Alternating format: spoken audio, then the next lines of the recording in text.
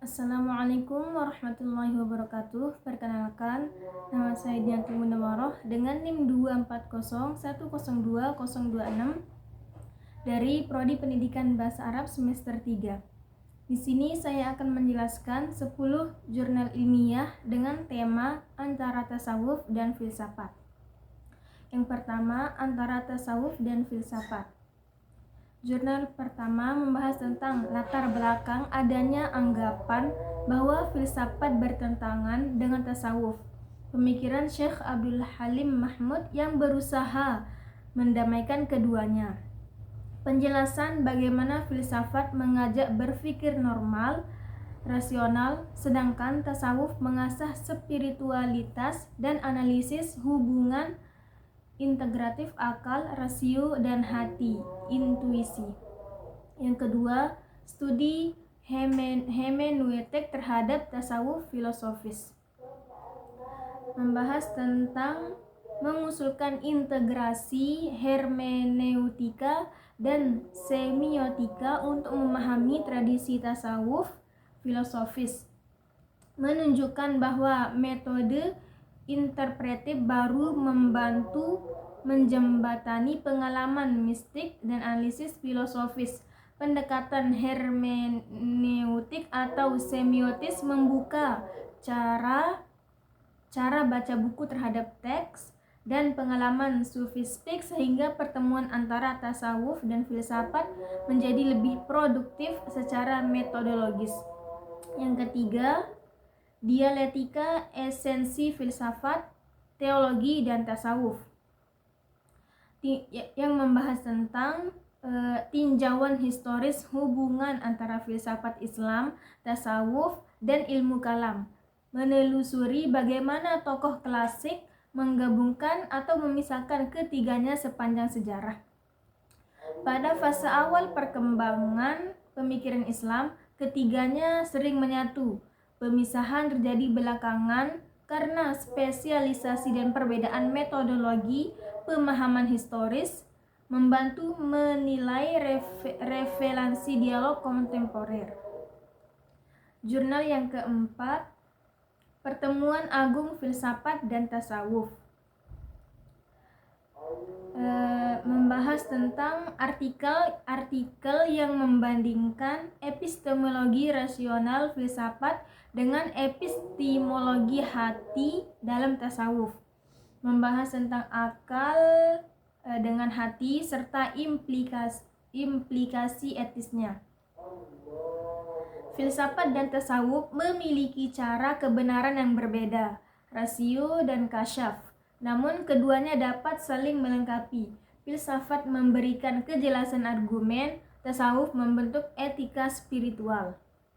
Terus jurnal yang kelima, Filsafat, Tasawuf, Islam, dan Mencari Kebenaran. Analisis kontemporer mengenai bagaimana filsafat dan tasawuf sama-sama berkontribusi dalam pencarian kebenaran, memaparkan titik perpotongan konseptual dan praktis. Perbedaan integratif antara filsafat dan tasawuf menghasilkan pemahaman kebenaran yang lebih utuh, rasional, dan tradisional. Selanjutnya, jurnal yang keenam membahas tentang perspektif ilmu tasawuf, perspektif ilmu filsafat dan tasawuf.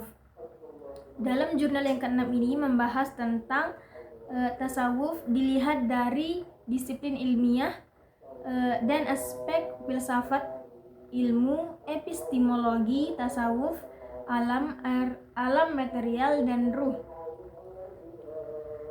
Tuhan sebagai sumber wujud, aksiologi tasawuf.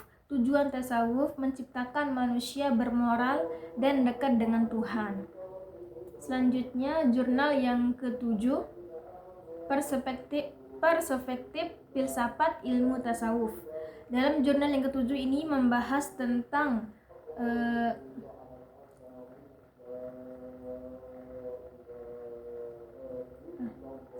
Jurnal yang ketujuh membahas tentang tasawuf sebagai alternatif.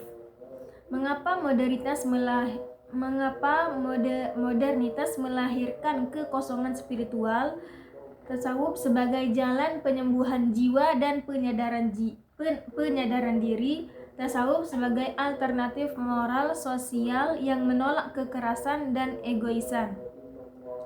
Peran tasawuf dalam membentuk masyarakat damai dan humanis. Integrasi tasawuf dalam kehidupan sosial modern. Selanjutnya, jurnal yang ke-8 tentang nilai moral dalam tasawuf. Membahas tentang pemikiran etika Al-Ghazali dan Ihya Ulumuddin, hubungan tasawuf dengan akhlak, pembersihan hati sebagai dasar moralitas, tahapan perjalanan sufi, taubat, sabar, syukur, tawakal, dan ikhlas. Dan selanjutnya jurnal yang ke-9, tasawuf dan kalam. Jurnal ini membahas tentang bagaimana menurut penulis pada awalnya ketiga disiplin ini tidak dipisahkan secara tegas. Tasawuf sebagai jalan spiritual mata hati mencari kebenaran melalui pengalaman batin kasyaf, sedangkan kalam menggunakan akal untuk mempertimbangkan ajaran Islam. Dan jurnal terakhir, ontologi tasawuf falsafi dalam konsep wahdatul wujud Ibnu Arabi.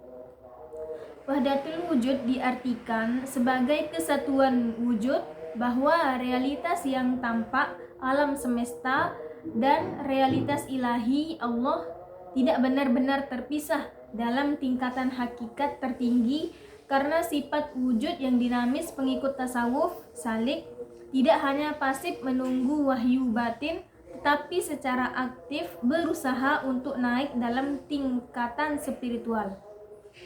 Mungkin ini saja yang dapat saya sampaikan. Assalamualaikum warahmatullahi wabarakatuh.